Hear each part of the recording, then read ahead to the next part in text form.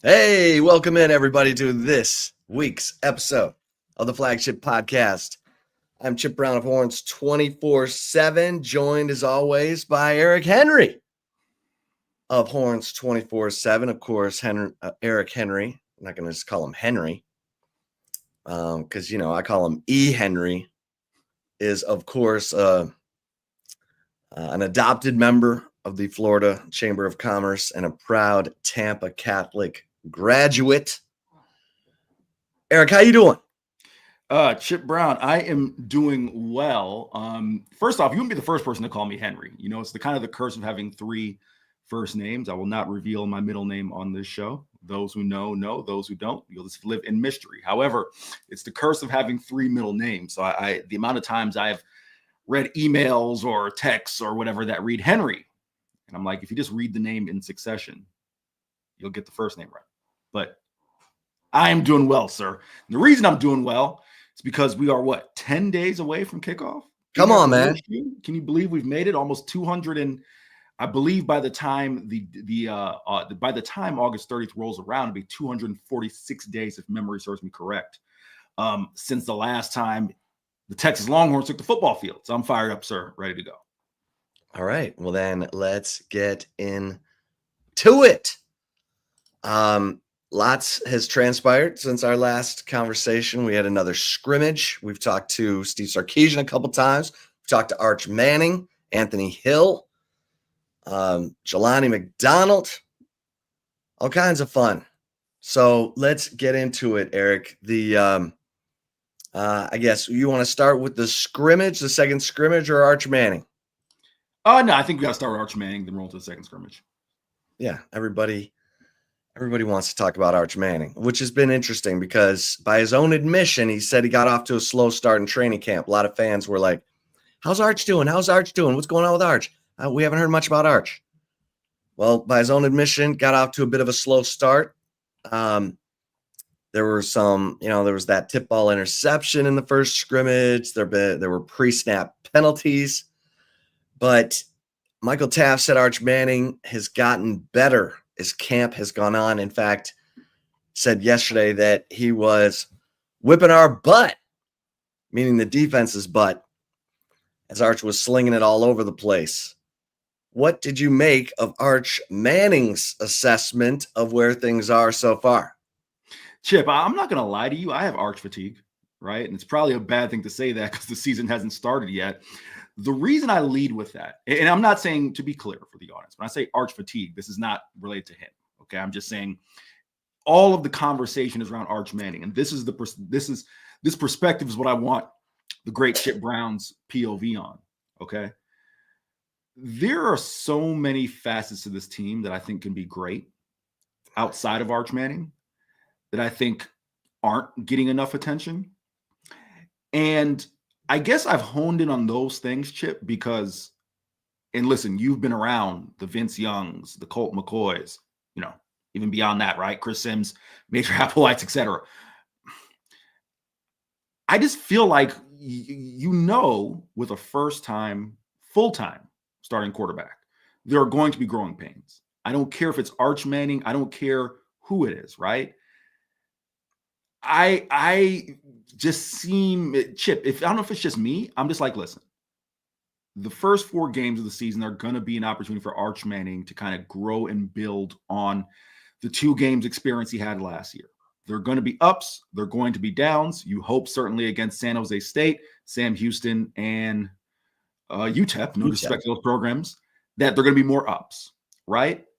But there's so many facets of this football team that I think will be able to, and I don't want to use the word carry because that has the wrong connotation, but there'll be so many facets of this football team that will stand out outside of quarterback that to the question you asked, I expect Arch Manning to kind of get off to a slow start. This is a hell of a defense. I expect Arch Manning to get off to a slow start. He's only started 2 games. So I'm just saying my impression of what I heard from Michael Taft and Arch Manning it's what I expected, Chip. I expect middle of the season, heading down to the stretch, as with any player, but especially quarterback, you get more reps, you get more experience. the game will slow down, things will come, things will progress, and he'll get better. And I'll pass it back to you on this. I saw enough from Arch in his 2 starts last year to feel confident enough that you're talking about a quarterback and a player who can, with growth and development, not as is, with growth and development, can lead Texas to a national title. But what I know is that this is a defense that can lead Texas to a national title. I won't use the word no, but I feel very strongly in this running game, especially after hearing, we'll get to this, so I don't want to steal your thunder, Steve Sarkisian saying, hey, he's ready to ramp it up with CJ Baxter, right? Steve Sarkisian saying, man, Christian Clark is looking good with, coming off of the Achilles injury. So I guess, when I talk about my Arch fatigue, it's just that he's, to kind of put it into a sentence, he's where I expected he would be. But there's so many facets of this football team that I think are great that I'm not worried or stunned, because I think it's what you should expect. Yeah. Yeah, he did say, going up against this defense, there are days where it's not fun. And that's been good for him, he said. It's been good for me to go up against these guys every day. When you asked him about his first road start that will come against Ohio State, he said, I'm playing my best when I'm having fun. So I just try to remind myself that all the preparation is in, go out there, have fun, cut it loose. And Chip, you heard Steve Sarkisian say that as well at previous times, right? Him reminding Arch, just go have fun, because when he feels, not to cut you off, but Steve Sarkisian feels when Arch starts to make mistakes is when he puts too much pressure on himself. So we've heard that before. Right. And that's something to be mindful of, because remember, Steve Sarkisian did mention earlier in camp about, he didn't say who, but he said, we got some players who are, letting one bad play lead to another. And so I asked Arch Manning about that, and he said, yeah, our coaches are really emphasizing a next play mentality. And he actually credited Quinn Ewers for having a good next play mentality. He talked about some of those tipped pass interceptions that Quinn threw that maybe weren't necessarily Quinn's fault, but that Quinn bounced back like a pro, Arch said. So that's something to watch. How's Arch going to handle adversity going into the season where he's the guy? I thought it was funny. He talked about his grandfather, Archie Manning. First of all, Archie was quoted by Texas Monthly saying that Arch will be back at Texas in 2026. And Arch said, I don't know where he got that. He texted me and apologized. He said, I'm just trying to take it day by day. But he said that when he and Archie, his grandfather, have their morning conversation, he always signs off by saying, get down or get out of bounds. That's his grandfather. So Arch said, he's hobbling around. He's got some experience with this. So I just have to be smart, Eric. I did find that, pretty humorous, I guess. I'm not going to overthink it, because listen, for any quarterback, get down or get out of bounds is great advice, especially one who can use their legs the way Arch Manning can. I'll just say this, Chip, maybe this is me overthinking it. I don't mean this to disrespect the great Archie Manning. Played in a different era. You know what I mean? So and I don't think Chip, hopefully we're not dating ourselves. We'll group both of us together. I don't think the old Superdome turf did any wonders for Archie Manning, because he played the Superdome, right? Not at Tulane Stadium. Right. Yeah. So I don't think the Superdome surface did wonders. Chip Brown, a native of Detroit, I don't think the Pontiac Silverdome turf did wonders for anybody, right? So maybe I'm overthinking it, but I think that probably played just as much of a factor at Archie Manning in the era he played in, right? That you could be a little more physical with guys than you can now. Right. I think guys were smoking cigarettes during the game back then. Right. Yeah. Yeah. It is fun to watch these two interact, whether it's on the Waymo commercial or just kind of the way they clown old Gramps. I mean, Archie was out there. He was a number 2 pick in the 1971 draft. He was getting it done, had a decade-long plus career in the NFL. So, okay. Arch talked about the chemistries developing with Ryan Wingo. He singled out Khalil Lockett for his last scrimmage. He said that Parker Livingstone, his roommate, who's been has had a good camp, and he said that I think on offense we've caught a stride, and so now they're having more good days. I don't want to say more good days than bad days, but they're having more good days than they were at the beginning of camp. And when asked about the offensive line, because we know Andre Kojo suffered a season-ending knee injury, he would have likely been either the starting right tackle or the number 3 tackle. He's done. The depth is precarious, to say the least. Arch was asked about if he's getting protection from the line. He said, we got a good group. They're tough. We're going to go compete every week. I don't know what kind of endorsement that is, Eric, but it's something. Forgive me, Chip. I just was looking at the name of the old turf there at the Astrodome. They called it at the Superdome. They called it Mardi Gras. How about if that is the most New Orleans thing you've ever heard? Nevertheless, Mardi Gras turf. Nevertheless, yeah, I think it's the statement you have to make, right? I mean, let's just call a spade, Chip. You've done this long enough. I've done this I think, 9-10 years of covering sports. Coaches and players always trying to send messages through the media, right? This is the way I took that statement. You don't want to come down and just straight up bash the guys, right? That's not good for the guys who are protecting you. But you also want to be real.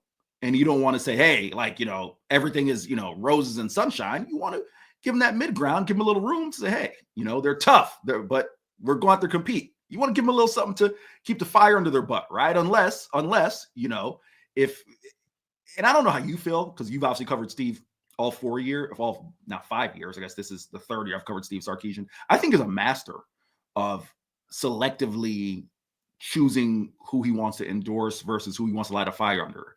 I know we're talking about Arch in this context, but quarterback, head coach, those messages, the messaging usually is going to be aligned. So that's how I took that is, you don't want to read too much into it, because Arch is never really going to say anything, too wild, right? Like he keeps it vanilla. That's our guy, Rex St. Charles. I'll throw Rex's comment here. He says, you guys should know by now that Arch is I'm sure Rex means is not going to say anything juicy to you. Media honks. Chip and I, we are media honks, sir. He keeps it as vanilla as possible. He does. So I don't read too much into it. Just want to give the guys you don't want to bury them, but give them a little bit of room to strive for more. Yeah, he said that Christian Clark's looking good. And, about the backup quarterback competition, he did kind of throw some love towards Matt Caldwell, saying he's been around the block and that he's been picking his brain, because Matthew Caldwell had 6 starts last year at Troy, including a game against Iowa. He went 3-3 as a starter. And he credited KJ Lacey with doing a better job of having patience than when he was a freshman and going in to meet with Paul Christ and inventing. Okay, Eric, the scrimmage, the second scrimmage, this felt like, everyone wants to know what's going on with the red zone. Steve Sarkisian said that he felt like there were some missed opportunities in the red zone. In the second scrimmage, I think he was more positive about the offense after the first scrimmage, when the first team offense was able to score against the first team defense on 2 of 3 possessions in what they call red zone lockout, where they start at the 25 and work their way in. They scored twice against the first team defense on that. In the first scrimmage, they missed a field goal on the other possession. That was Will Stone missing the field goal. And then oddly enough, when I asked Steve Sarkisian about the field goal kicking, the second scrimmage, he said, I think it was pretty good. We had 1s and 2s and 3s. And I'm like, either they made it or they didn't, right? But I've never heard field goal kicking as pretty good. But anyway, Eric, what anything stand out to you about the guy's assessment of scrimmage number 2? Chip, what stood out to me, and I'm trying to put my timeline together. If Steve said this on Saturday or Monday, I believe he said it on Saturday, and I believe it was you asking about the offensive line. And forgive me if I'm, jumping ahead somewhere you want to go. But what stood out to me, again, I'm pretty sure he said this following the scrimmage, was the fact that he's trying to find 8 offensive linemen. That's what stood out to me. Again, and I wrote about this yesterday, I believe it was. I think you feel pretty confident about Cole Hudson because you've seen him start. Trevor Gooseby, he hasn't started as many games as Cole Hudson or DJ Campbell, but you threw him to the fire and he responded. And you feel good about DJ Campbell. Chip, I don't know if this is your assessment. The way I read that statement is, okay, you're trying to figure out what depth you have. As you mentioned, Andre Kojo out for the year. You're seeing what you have in Brandon Baker and Nato Umuzulu. Connor Stroh has been getting a little bit of love, right? He's a guy to keep an eye on. And then you're trying to figure out what the rest of that offensive line is in terms of depth. I'll say this. You go back and look at the numbers, right? There are teams, there are programs that will shuffle offensive linemen in and out. We've seen Cole Hudson last year be a little bit of that, right? A guy who, all right, maybe want to give a guy a blow. DJ Campbell was candid about, hey, maybe my he didn't use the word conditioning. Got tired. Yeah, he didn't use the word conditioning, but he said he got tired, right? So maybe you rotate in a Cole Hudson. But Texas, I went to look at the numbers, Chip. You would remember 2021 obviously better than I would because I wasn't covering the team. I think that was more injuries that saw some other guys and maybe play as well. Some more guys shuffle in. But outside of that, it's mainly been 5 guys, right? Barring injury, it's mainly been 5 guys. So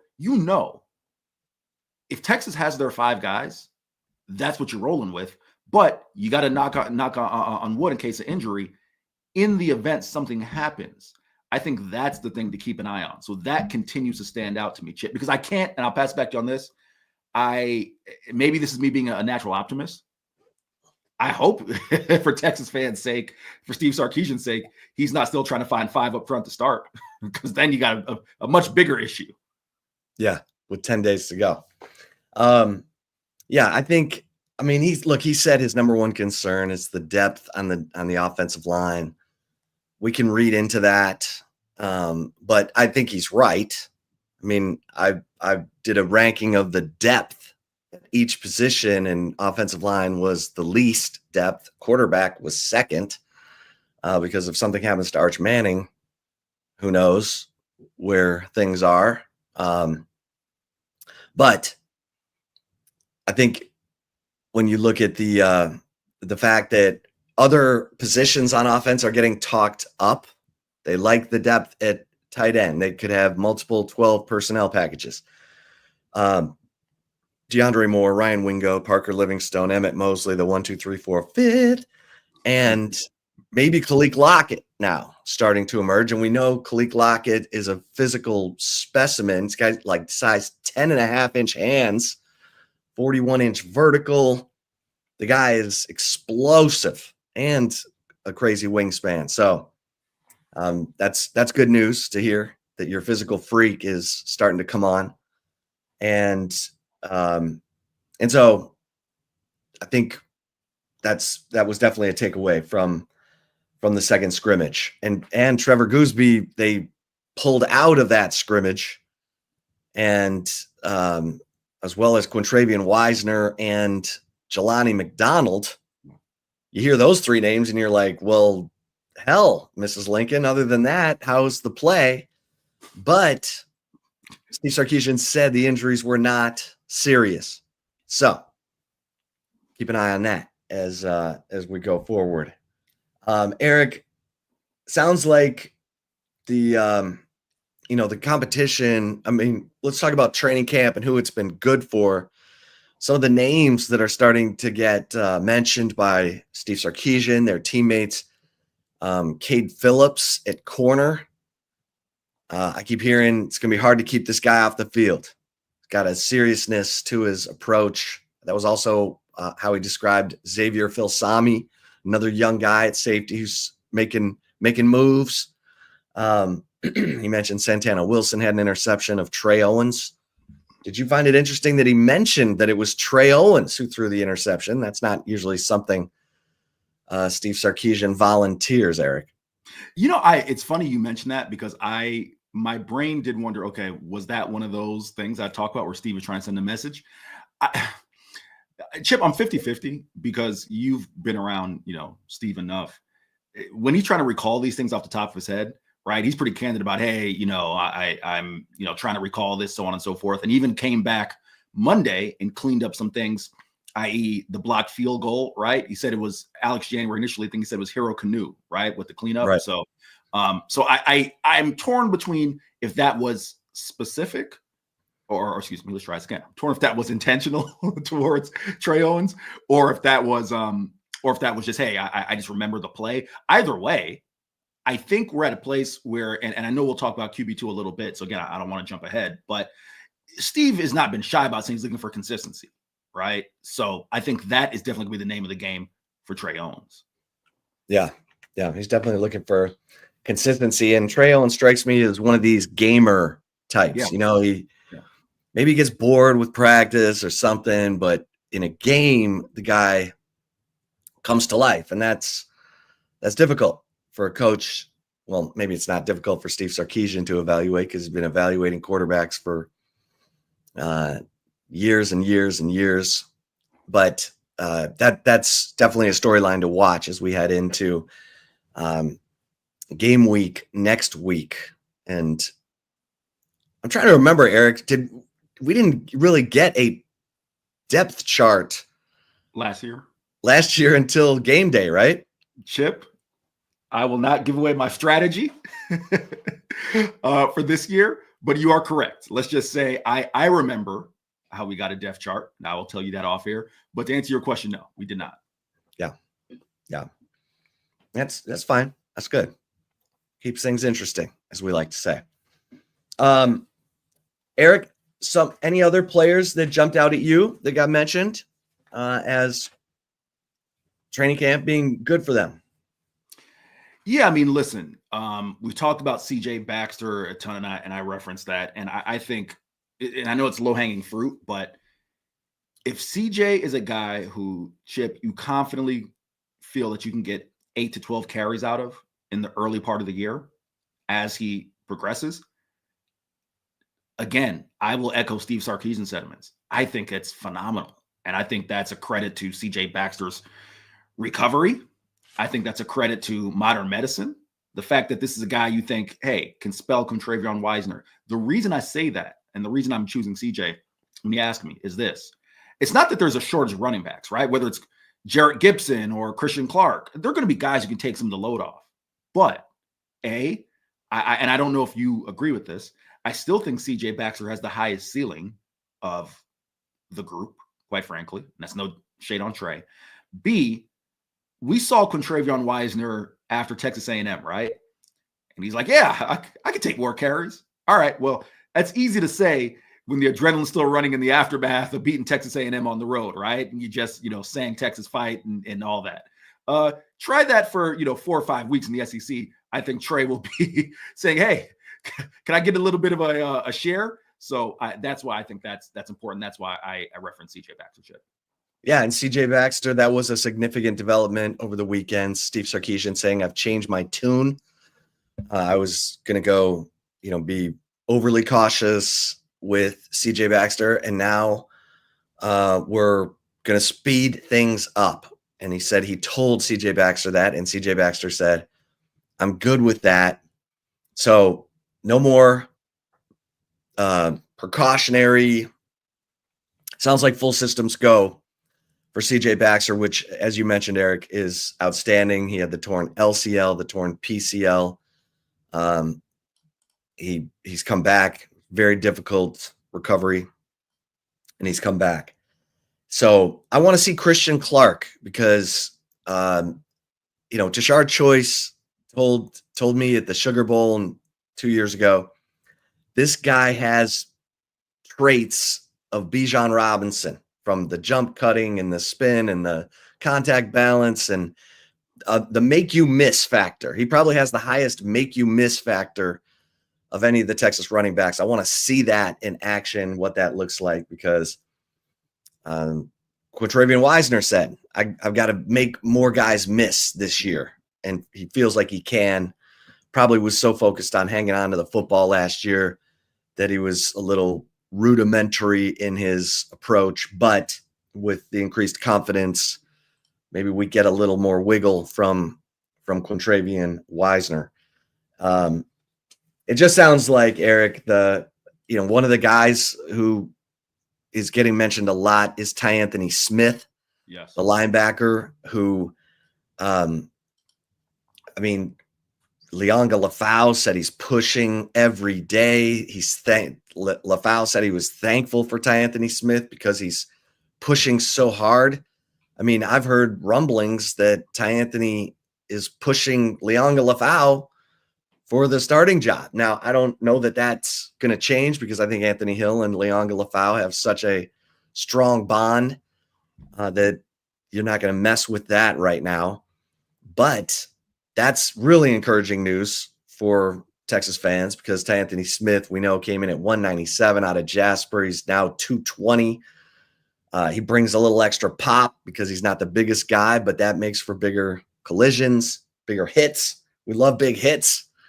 So he's getting a lot of love in addition to the Grayson Littleton and, Xavier Filsami and some of these younger cats who are getting the respect of their older teammates, Eric.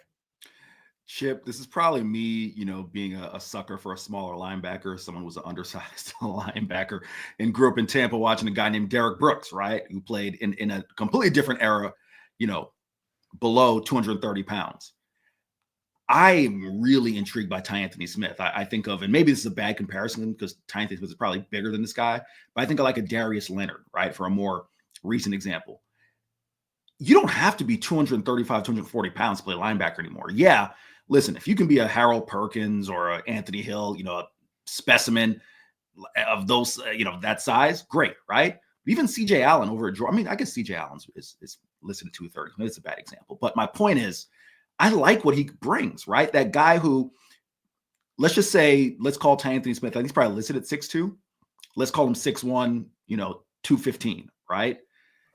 Versatile, can run, can hit, a guy can likely play in coverage because of his ability, kind of that hybrid safety linebacker type. Chip, I love that.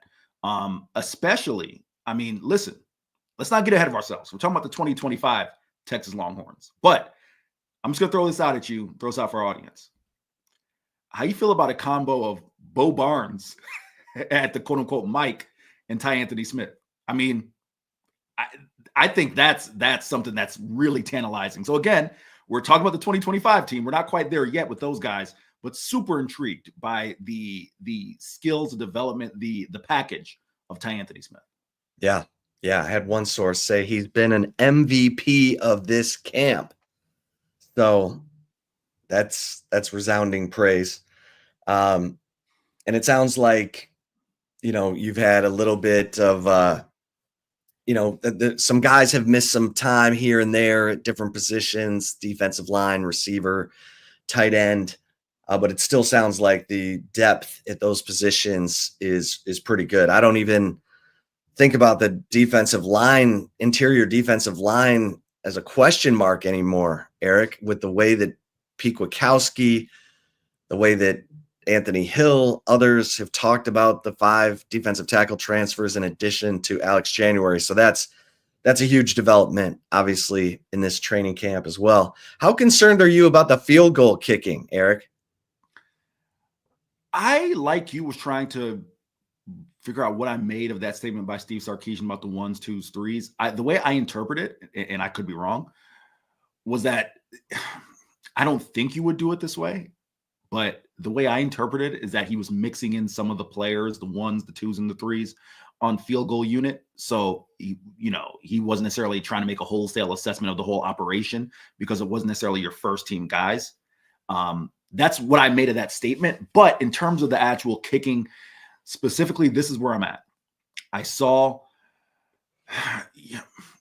Chip, this team doesn't need to be kicking as many field goals as they have for the past 2 years. I'll just put it to you that way, right? I saw Matthew Shipley at Texas State.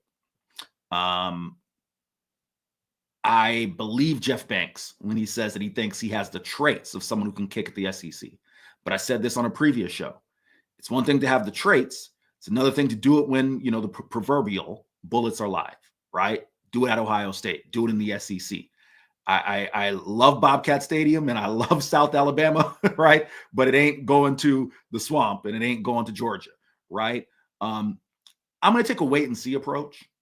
But I do believe that I almost said Matt Caldwell, that Shipley has the makeup, right? Like you don't make 54-yarders or 60-yarders just by accident, right? So the leg is there. But overall, I just don't think this team needs to be kicking as many field goals. That's the thing. If I were to set a target range, I think 12 to 15 field goal attempts this year should be where Texas's offense is at. Is that fair? Yeah, that would be great. I mean, that means you're finishing drives with touchdowns, and that's obviously the goal. And we can get into Arch Manning's legs and how much that can affect success in the red zone. If you want, I have to think it helps. So I think 12 to 15 would be ideal. He had a 15 of 15 season 2 years ago on field goals. Perfect season in 2023 at Texas State. So, and Chip, some real quick. This is me going back to the old, too many group of five kickers. I said Matthew Shipley, who was a UTSA kicker and then kicked at Arkansas. Mason Shipley. Get that right. Well, and Matthew Shipley is his twin brother. Here you go. Who went to Hawaii and then Arkansas. And I'll say this, because I was watching Any Given Saturday, the documentary on Netflix about the SEC last season. Matthew Shipley booted a clutch key field goal for Arkansas in that win over Tennessee. So hopefully Matthew rubbed off on his twin brother Mason. And if you haven't followed the Mason Shipley story, Google my story on Mason Shipley from this offseason, because it's fascinating. He and his brother alternated at Liberty Hill. But Matthew went to a kicking camp and got noticed and got a scholarship offer that Mason Shipley did not go to that camp. I think he had something else going on. He did not get a scholarship offer, ended up working at Discount Tire. Then he walked on at Oklahoma State, couldn't beat out the starter there and almost gave up. And then, at Texas State, he finally catches on. So it's a heck of a story. Google that one, because I think you'll, find it interesting. He was working as an Amazon delivery driver at one point, and now he's married and has some NIL money in his pocket. Hopefully it works out for him. It does sound like the punter, Jack Bomeister, is going to be part of the solution. He averaged 44.7 yards per punt last year. Texas would gladly take that. I think he averaged 45.51 2 years ago at Utah. And look, Eric, let's face it. If you've got a lights out defense, you've got, a good punter and a good field goal kicker, you can win a lot of games. Chip said, Google it. There it is right there, folks, on your screen. There is the link to Chip Brown's insider of the Hollywood story, as Chip calls it, of Mason. Give you a little bit of help there finding that one. No, Chip, listen, we undersell special teams a lot. I think just in general. I'm a big special teams guy. I think Jeff Banks is making, quite frankly, the money he's making because he's one of the best in the nation. gosh, I'm trying to remember which game it was, if my memory serves me correct, that Steve Sarkisian said this. But overall, when talking about special teams, how many times have you heard him say, hey, you can steal games with special teams. You can steal yards, the hidden yardage, right? Complementary football. It all matters. So I think it is going to be big for Texas. And I do think Jack Bomeister certainly, has that job on lock. Chip, you've talked about, some of the stuff they may do with the return game, or maybe lack thereof in terms of attacking some punts, right? If you don't have, and it was a good point you made, it was, again, a few episodes ago, you don't necessarily have, and I don't want to disrespect, some of the guys who are in the running to be return guys. You don't necessarily have a Xavier Worthy or a Silas Bolden, someone who's an established punt returner, right? So if that is the case, and you feel you have more athleticism up front with your unit, go after kicks, right? So that could be a way to affect games. Special teams certainly something to keep an eye on. Yeah, and it does sound like they're going to be more of a pressure unit as opposed to a return unit. We'll see. Not often that a coach kind of volunteers the game plan, but Texas did not block a punt for the first time last year. They did not block a single punt, and that was the first time that they went over under Steve Sarkisian. They had 4 punt blocks in 21, 3 in 22, 2 in 23, and 0 in 24. So there's a little nugget, little piece of trivia for your next tailgate, if you will. Eric, anything else from the scrimmage number 2 report? Nothing that comes to mind. The only thing I can think of, and again, this is probably par for the course at this point, Chip. Manny Muhammad, his name seems to be, getting mentioned a ton in terms of just standout play. And maybe you take it for granted, with him being in year 3, but I'm emphatic about this. We'll, take a wait and see approach with Jalen Gilbo or whoever comes out of that, competition to play on the opposite Manny Muhammad. I, of course, believe it's going to be Jalen Gilbo, but Manny Muhammad has to be a sure thing.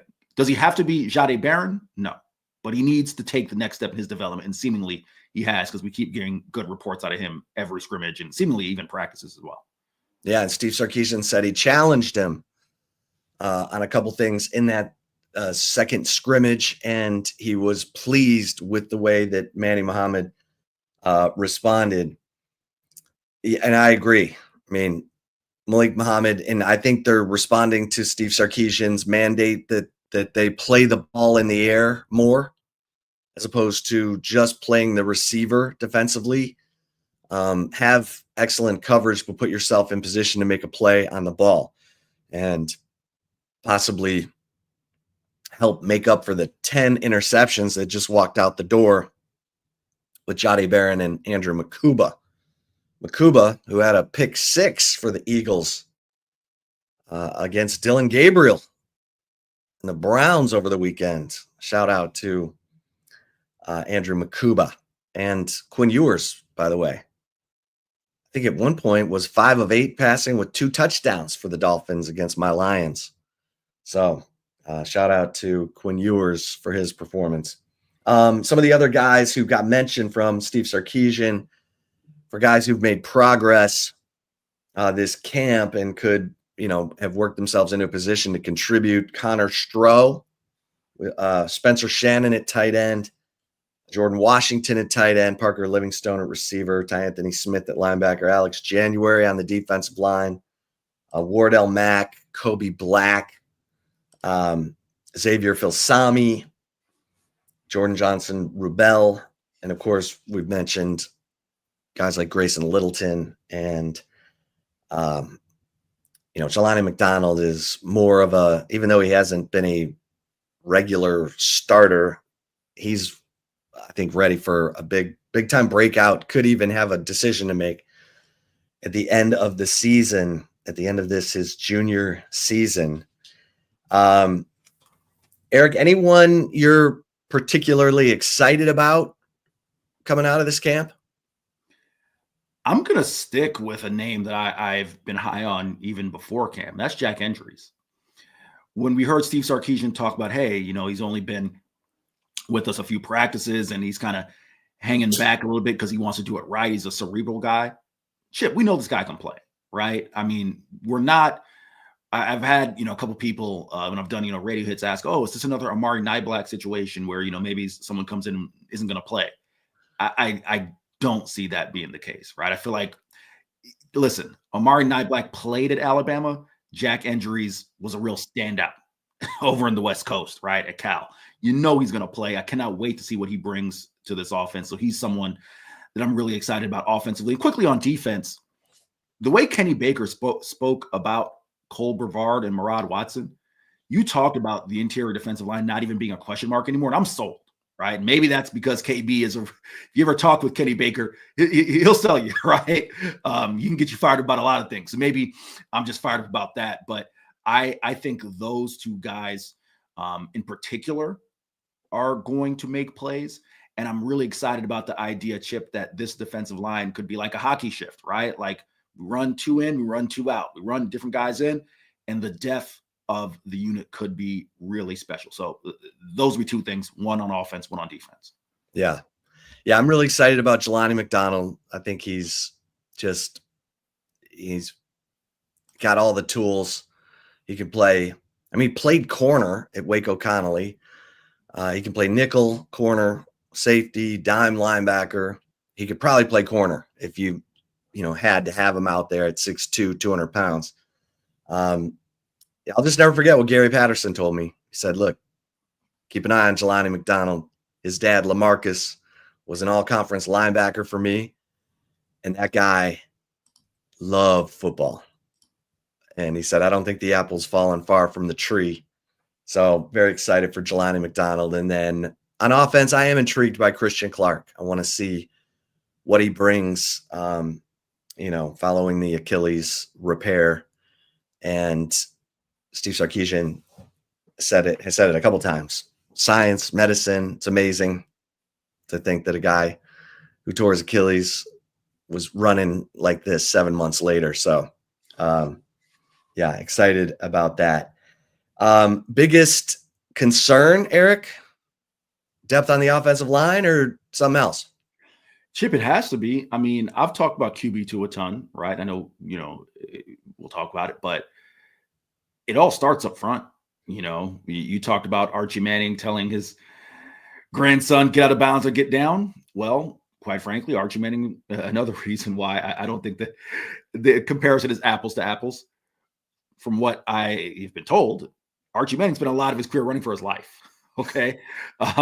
So that could be, if there's one thing that could blow up Texas's season, it's that. I say that, half joking, but Chip, we saw the Georgia game, right? Where both Georgia games, but especially the one in Austin, when Georgia's defensive line really dominated Texas up front, right?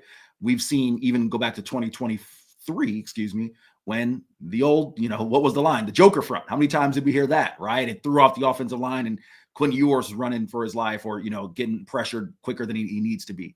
That will mess up everything. So, yeah, I'm going to take Steve Sarkisian at his word that it is depth and not the starting five. However, even that is still something that I want to keep my eye on, especially in these first 4 weeks of the season, Chip. Yeah, I think I will agree. I'll agree with that. Talking to Anthony Hill Jr., I think he's just real level-headed, but when asked, what he liked most about the scrimmage, he said, I love how physical we are. Okay, if Anthony Hill's saying he loves how physical the defense is, then they're physical. Right. Because that dude is a monster. I mean, if you saw him on the Texas football mic'd up,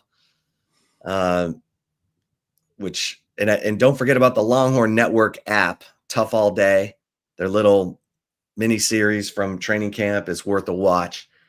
But Anthony Hill is a physical player, and it sure sounds like they feel like Trey Moore has made the transition to linebacker. Otherwise, you don't move Brad Spence from linebacker to edge rusher, right, Eric? No doubt, Chip. And listen, we talked about that at the beginning of camp. Brad Spence is a guy we think naturally, quite frankly, you look at his build, probably more of an edge guy than linebacker. And Trey Moore, again, I looked at those numbers. I looked at, talked with some people, who coached against UTSA and Conference USA. And again, I'm not shading Steve Sarkisian. They didn't see, Trey Moore necessarily play a linebacker in the way, and I can't remember if it was Steve or PK said this, so apologies if I got that wrong, who said that they saw him do it at UTSA. But what they did see, what they emphasized is that edge rusher who plays kind of, not with his hand in the dirt, right? Kind of stands up and rushes. So that leads you to believe that he can play in space and has the athleticism to both play in space and rush off the edge. So you have to feel if that's going well. Yeah, I thought Trey Moore got himself into trouble playing out of that stand-up position last year. He was reading too much. I like that Colin Simmons said that Alan Clark's like, get your hand on the ground and explode off the line. I don't need you standing there reading. Chip, not playing fast. You can't play defense without playing fast. That's just not to cut you off, but you heard, I think it was Anthony Hill who said it yesterday. It might have been Michael Taft saying, hey, if all 11 guys, and anyone who's played football has heard this line, if all 11 guys make the wrong mistake, then it's right. Okay. Because you can't think out there. I completely agree with you there. If you're playing fast Chip, we saw Anthony Hill do that his freshman year. Didn't necessarily know exactly what he was doing, was playing with his hair on fire, and it worked. So just want to emphasize that point. Yeah. 2 third down sacks against Alabama. That worked out for Anthony Hill. Michael Taft, talked about I thought one thing that was interesting Michael Taft said was that he and Arch Manning had a media opportunity that Michael Taft was excited about. And Arch said, no, I'm in season mode now. So they turned it down. So then it sends you into the speculation. Well, was this going to be like a Dr. Pepper Fanville commercial? And if so, I want to see the script.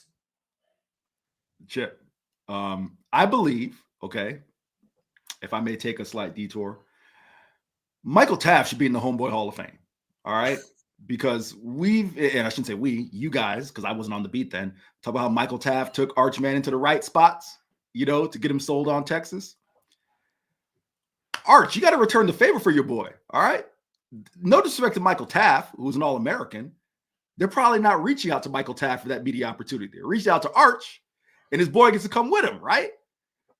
I understand, Arch. You do a lot of media, okay? You made it clear. Probably tired of talking to us. But you got to look out for your boy, all right? And maybe somewhere down the road, you're helping him out. But look out for your man, Michael Taft. You can take one for the team, take a week. I'm sure these things would take a week, right? A couple days. And if I'm Taft, I'm like, look out for your boy. That's my perspective, Chip. What says you? Yeah, man, I'm with you. Michael Taft was down there, as a walk-on, throwing on that scout team jersey, loyal. Now he's a second-team All-American. He's ready to have a little fun. I'm in my 5th year as a senior. Let's go out with a bang. I mean, if it was a national television commercial, right. Come on, man. Don't deny me. I thought that was great. And then, obviously, can we agree Michael Taft's probably the best quote on the team? I would go Colin Simmons when Colin is in his element, but Michael Taft is also a great quote. Yes. Yeah, Colin Simmons is pretty priceless. Yeah. Why'd you change to number 1? Because I'm the one. Thank you. You took the line right out. I was gonna say anyone who says why change number 1? Because I'm the one. That's a hell of a quote. That's hard to beat. That's hard to beat right there. Colin Simmons, when he was kind of assessing the other defensive ends, he said, I asked him about Colton Vasek. He said, don't get confused by those injuries. He's looking good. He's ready to rumble. Ethan Burke as well. So that edge room is stacked. It's got to be the best edge room in the country. They might have the best edge room and linebacker room in the country. Is that fair, Eric? I have no doubt. I would agree. And I'm firm on this being the best linebacker room in the country. Edge, again, we'll see. But when you start with Colin Simmons, you automatically put yourself in the conversation. Yeah. All right. Well, I think it's time to get to some take it or leave it. How's that sound? Pregnant pause. Of course I'm ready for some take it or leave it. There we go. Right, insert those ads. Pay the bills, Chip. Let's do it. Let's do it. Who's serving first? You are serving to me. Okay. Eric, take it or leave it. Number 1, Matthew Caldwell will start off as Arch Manning's backup quarterback against Ohio State. Take it or leave it. Chip, the more I hear, Steve Sarkisian talk about this, the more I'm inclined to believe it. And I don't think anyone's going to doubt that Trey Owens is the more physically gifted quarterback. And you were talking about guys who are gamers. I don't know if there's a more recent reference, Chip. Brett Favre comes to mind. I'm trying to think of someone else who's a little more recent who, you just knew when the lights came on, they were going to perform. I'm sure that Brett Favre probably wasn't the best practice quarterback, right? And yeah, you saw the way some of his career played out with interceptions and whatnot, but the guy's in the Hall of Fame and, at one point in time was undisputedly, Chip would know being an old NFC Central guy, the best quarterback in the NFL, right? There's no doubt that Trey Owens is a more physically gifted quarterback, but I think, and I could be wrong, but I think when talking about quarterback too, you're just looking for someone who isn't going to turn the ball over. As Steve Sarkisian said when I asked him about nickel, he's looking for consistency, a guy who's going to, someone who's not going to, give up a touchdown and then record a pick six. It's the same thing with quarterback. You're looking for someone who isn't going to throw a TD and then give the other team a TD. So the more I hear it, the more I'm inclined to believe this, Chip. What says you? Yeah, I'm going to take this as well. Yeah, you don't want Tony Romo. Romo would throw 3 interceptions in the first half and then have a miraculous comeback for the win. And everyone was like, oh my gosh, you see that comeback for the win? And you're like, well, he wouldn't have need to, do all the drama in the comeback if he hadn't thrown the 3 interceptions earlier, kind of like Carson Beck's season last year. But nonetheless, yeah, I'm going to take this. All right. Take it or leave it, number 2. Take it or leave it, number 2. Texas will surpass last year's run average of 4.3 yards per carry in 2025. Take it or leave it. That was a very shrewd question by Chip Brown. I just got to say that ahead of time. Take it or leave it. Well, it's interesting because that's the lowest, I believe, of Texas's run averages, yards per carry averages of the Steve Sarkisian era. I think they were at 5.2 in 21, 5.2 in 22. And 5.0 in 23. I think they will. I'm gonna take this. I think they will surpass the 4.3 yards per carry in 2025. In part because I think Arch Manning's legs will help the running game. Not him necessarily running the ball, but the threat of him running the ball, if played correctly, should help the running backs. To find more room to run. So I'm going to take this, Eric. What say you? Chip, the reason I said it's shrewd is I'm going to take it primarily because Quinn Ewers, while a good athlete, not the athlete that Arch Manning is, I don't have Quinn's yards per carry at the top of my head, but I know he got sacked a lot last year. He was minus last year. I know he was minus, right? And for some ungodly reason, college football still counts sack yardage and run totals, which is just stupid, but I'll get off that soapbox. That's why I'm taking it. I think Arch Manning will be in the positive, and that, of course, won't affect the rest of the team yards per carry. So that is why I will take it, Chip. Yeah. All right. Take it or leave it, number 3. Eric, Colin Simmons will have at least 15 sacks in 2025. Take it or leave it. Yes, I am taking this. I believe, I know it was kind of funny to hear Colin talk about Kiki Diallo, right? Should we reference that real quick? Oh, we got a minute? Yeah, Kiki Diallo, the sacks record holders, 22.5 for a single season. What was it? 40. The single season record, Chip? Single season record is 22.5. Kiki Diala has the career record with 40.5 sacks. I laughed when hearing him talk about it because he was like, yeah, that was before my time. I don't know who that is. Was he a DT? Was he that? I just got a kick out of that. But he was it was respectful to be 1982. It was respectful. He wasn't being disrespectful. No, Chip, I'm taking this. I don't think he'll reach the 22.5, but I do believe in a season where I think Texas is going to play at least 15 games, a sack per game. Yeah, come on. I'm taking that. Yeah, I'm taking this too. Colin Simmons, he is going to be must-see TV this season, no doubt about it. All right, we are 10 days away from Texas at Ohio State at 11 a.m. on Fox. But Eric, we do have a game this week that I think will decide the Big 12. Iowa State and Kansas State in Dublin. And I think the winner of this game is in the driver's seat to win the Big 12. That's how important this game is. I can't believe it's happening on August 23rd, Eric. What say you, my friend? I think you're misinformed. I think UCF opens the season against North Carolina A&T. I think that's going to decide the winner. That'll be I'm kidding, folks. I am kidding. No, Chip, I won't rant. I understand, broadening the game. Not a massive fan of moving marquee matchups overseas, right? I think, Chip, the NFL does it right. They usually send Jacksonville over to the UK. So sorry, Jags fans. That just is a stick in my craw. But to your point, no, I do agree. That's a real big time game, and certainly something to keep an eye on because that could be someone you see in the college football playoff.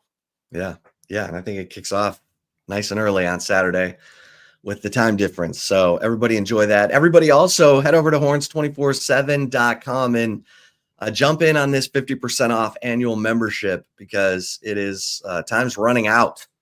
And we're talking about this being the first season ever for Texas to go in as the preseason number one. Not that that's a big deal, but there's obviously a lot of sentiment that Texas could have a special season this season. So get on board. It is less than a cup of coffee at your favorite coffee shop per month. And, it's just the fun place to be. You're hanging out with me. You're hanging out with Eric. You're hanging out with Hank South, Jordan Scruggs, Will Turboff, and we're breaking it down for you. All right. Until next time, for Eric Henry, I'm Chip Brown. We'll see you over at horns247.com. Feel free to like and subscribe to the YouTube channel. We appreciate it. Till next time, stay safe and keep the faith.